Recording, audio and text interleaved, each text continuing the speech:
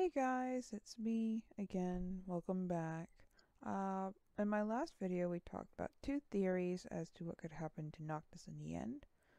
I just realized that I didn't explain as to how he could become the new god of light or why he would have to become the new god of light. So, let's do that really quickly. So, the main reason why he would have to become the new god of light is because all except for one crystal, they're gone. All of those crystals have been destroyed, meaning that the goddess's power has diminished greatly. It would mean that her power would be diminished greatly. So if he does not end up creating new crystals, that would mean that in a way he would have to come take her place. Because, as I stated before in my previous video, the light shines from here at the end of the Judgment trailer. And I think this is representing as it said in Psalmist, sleep. That's the English translation, sleep, where he will awaken the next morn. And I believe it's in reference as to him being the new dawn, awakening, and becoming the new king of light. Like I believe this represents Noctis, like the sun, and him arising as the new king, or new god of light. Because if you think about it, if the crystals are an extension of the goddess, or her power, anointing the king of light is sort of like anointing her successor. It could have been her anointing her successor. I'm not sure how he would actually become a god. I'm still a little unsure about that, but I believe it could definitely happen. So it would be interesting to see. But let's continue. So, order of the events. I'm going to attempt to keep a bit of humor and order. Like, I'm going to take this is a little side thing. A little side. I guess you can call it side quest or something. A little humor and order of events of what's going on here. So, we have Noctis pulling the sword. I believe out of the final,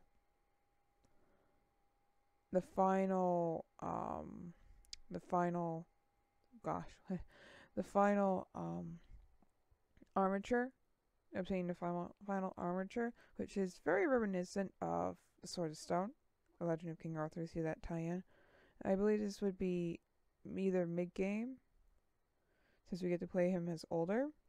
And then we have this scene, and I believe this is him sitting on the throne, being anointed as the King of Light. I don't know how these end up anointing the King of Light, or how they play in that part, since they are the weapons of previous kings that came after the first king, but before Noctis. So I don't know how that's going to play out. But I found it very curious that it was sort of like in the old canon how the Jedi would initiate a new Jedi. So, sort of like he's being initiated. Noctis going through Jedi training and being initiated as a Jedi. And then, I pointed this out in my video. See, we have Leviathan. Clearly, we have Leviathan and Shiva. It looks like they're being absorbed into this big thing. And I believe this takes place possibly after Noctis is anointed King of Light, and he's doing this himself. But also, it kind of reminds me of the Megazord from Power Rangers. So I found that was kind of funny. Sort of like Noctis summoning the Megazord. Essentially, the Final Fantasy's equivalents to the Megazord. Now we're done with the silly part. Let's get to some not so silly stuff, like with the symbols. Now, you notice how, if you watch the Judgment trailer, that when he's sitting on the throne, looking kinda dead, kinda not, his ring starts glowing and flashing, and all these symbols of the armature weapons, like we have the Trident, we have the Shuriken here, and then it flashes the Lucian crest, the Lucian symbol, and then, poof, it goes like that. So what this means is, this to me, this means that the Lucian symbol has an important meaning behind it. Like, it's a part of something bigger. That it's a part of some bigger plan, what we could call it.